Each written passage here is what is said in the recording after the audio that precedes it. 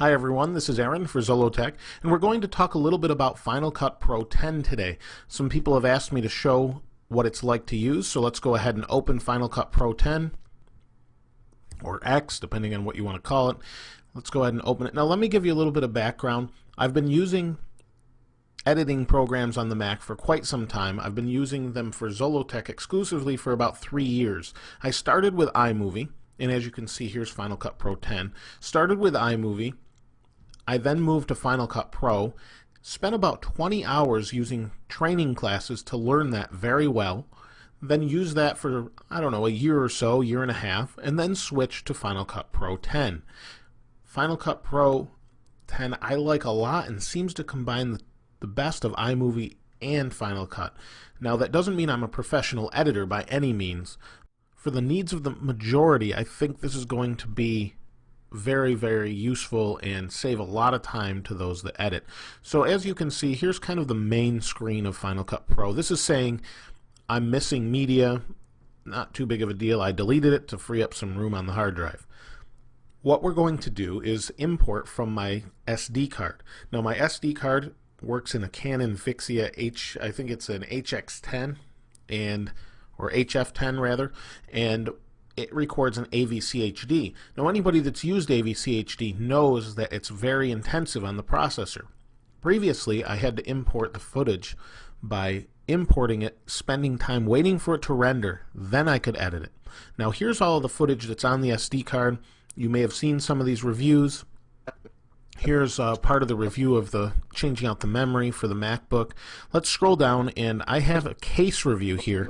I did sort of import this before, but then I threw it out so I could show you this in the video. So this is a case that I haven't yet reviewed. What I'll do is hold Command, click both of these, and click Import.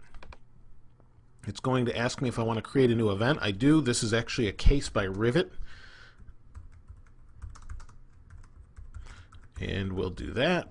And what we're doing here is we're creating optimized media, meaning we're turning it into ProRes or Apple ProRes 422, and that makes it a lot easier to kind of work on and faster, that sort of thing. Proxy media I use, similar reasons. You can kind of read each one here as I go over them. I'm going to analyze for balance color. It's going to auto-correct a lot of the problems and analyze and fix audio problems. It fixes a lot of these issues just by itself. There's some more options. I won't go over that in this video. I'll do some more in-depth videos later, but I really wanted to familiarize myself with Final Cut Pro before the new version, rather, before actually placing judgment or doing any videos, because I want you to get the best out of this as well. So let's go ahead and hit import.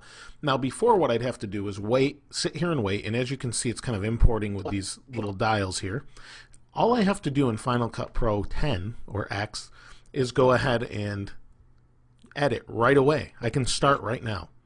Now what I want to do is create a new project. I do that by hitting the plus button, do Rivet Case Review, and we'll go ahead and use the default, and I'll hit OK. Now this is going to look very much like iMovie to those familiar with it, and sort of like Final Cut. But what you're going to do here is skim over what you want, similar to iMovie, but you can set in and out points. So if I want to set an in point here, I just hit I, or I can click and drag. Either one works the same, but I can set in here, scroll here, hit O for out, and we've got in and out points just like the previous version. So like I said, that's why I say it's combined. Now what we're going to do is, just for the sake of the video, I'll select this here. I'll drag it down to the timeline. Now this is called the magnetic timeline, and the reason for that is everything sticks together. And I'll show you a quick demonstration. If I hit B for blade, and these are our tools here, similar tools to before, trim, blade, select, that sort of thing. And we'll hit B for blade. I'll cut the clip here, cut it here. Then I'll go back to A for an arrow, select it. If I want to get rid of it, I hit delete, and you can see the timeline snap together. Now the other reason it's called magnetic, if I want to put a title on, and the titling is very much like iMovie, and I appreciate that because that's one thing I hated about Final Cut Pro, the previous version, because it was a pain to do titling. Now it wasn't terrible, but I think this is a much better way in my opinion. So let's say we want to put this title here. Now this orange here means that it needs to render, but it doesn't mean you can't use it, it just means it needs to be rendered. You can check your status of that right here. You can see that little spinning dial. If I tap on it, it shows what's going on. Transcoding and analysis, all that stuff is in the background now, so you really don't need to pay too much attention to that. We'll go here, and what we can do is edit this. We can have some options there, but I want to edit the title itself. If I click in here, let's just say Zollotech, and that's it. Now a lot of people said you can't put another title on top of this. That's absolutely not true. If I want to put another transition or title right over the top, I can do that. You can see it says title, and both of them are on the screen at the same time.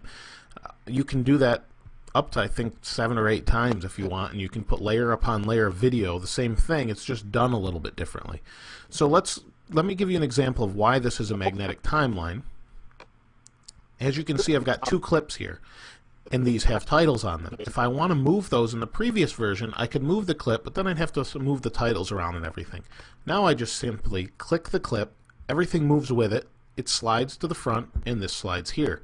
If I wanted to put another piece of footage in between them, I simply go here, everything slides out of the way, but stays together and is in the middle. So it's really handy for me, and I'll go ahead and zoom back into the footage by using this slider here. And it's really handy for me because when I want to move titles around, especially when doing camera comparison videos or phone comparison videos, sometimes I have multiple things that don't fit at the right spot, so I'll move them around. But let me show you transitions. So that's how I would edit. You drag, drop, throw the titles on. We'll put this back at the front here. Throw the titles on, and we want to transition between here. Well, there's a couple ways we can do that. We can do that quickly by holding Command T, or hitting Command T, and now we've got a transition over the edge.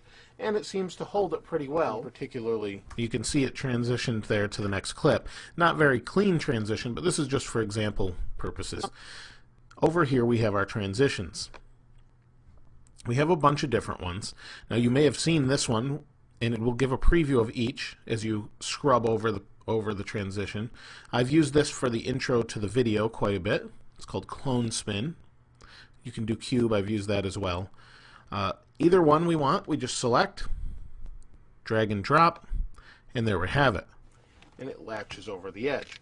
And it seems to hold it pretty well. Now it's going to be slow the first time because it has to render it, but if we go back over it, and it latches over the edge. And it seems to hold it pretty well. You can see it speeds up. This will speed up over time, and eventually it'll be just fine once you export it. Now, one thing you may want to do is fix the audio in the transition, which I do a lot. To do that, I right-click and I expand the audio and video. And it drops the audio down here because I might want the audio to come in at a different point or use different points.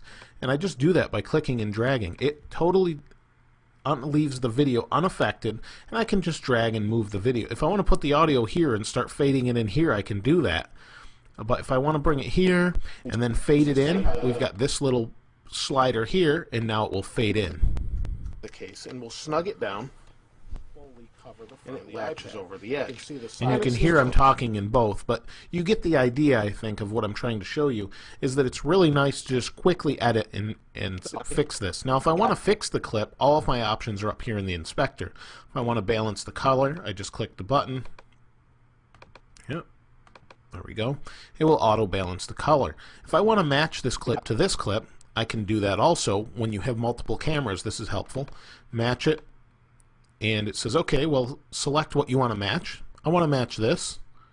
Apply match. Colors are matched now between the two clips. It auto color matches the clips. They look the same,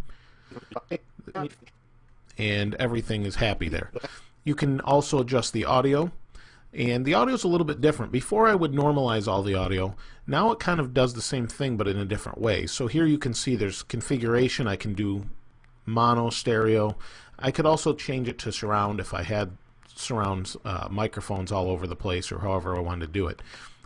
What we can do here is change loudness, remove background noise, hum frequency, or auto enhance. It says noise reduced, hum removed, loudness. It fixes all the audio. On the side you have your volume, and you can hear that and it's not fixed that well, and sometimes you have to play around with it, but the idea is that it will do it by itself, and a lot of the time it does a great job until the hum removal is on there. If you put too much of that or background noise removal, kind of sounds a little weird, but overall I think it does a pretty good job. But basically that's how I would edit. I would basically drag, drop, throw a couple transitions, set up those transitions, maybe color adjust a little bit, and then throw a title on there. It's really easy, and once I'm done, all I'll do is hit share, not export audio, I want to export movie. Cancel that. Share, export movie. Now I don't use compressor because I really don't have a need to do all sorts of different things as far as that goes. I'm going to change this to H.264. When I'm done with it, I don't want it to do anything. I'll hit next, and then I'll change it to where I want to save it. In this case it would be the desktop. I hit save. It will export using all of the cores of your processor. Unlike before, it does a great job as far as that goes, and it's really quick. It's nice that I can just edit right away, be done with it, let it export, do its thing, and then I'm done. It honestly saves me a huge amount of time editing. Even my family has noticed that I'm not editing as much just because it seems more fun to edit to me now. The Final Cut Pros of the past have a lot of quirks. This has some quirks. It needs some updates here and there. There are some issues with it as far as stability. I've had it crash a few times, but not very often. Nothing like some of the reviews I've read. In the month or so that I've used it, it's been pretty good. I think it's really quite a nice Final Cut. I understand it doesn't have certain features that some people want, but for me and most people that are doing what I want with maybe a couple cameras, it should be just fine. I know someone else that's using it that also loves it as well. Either way, thanks for watching. This is Aaron. I'll see you next time.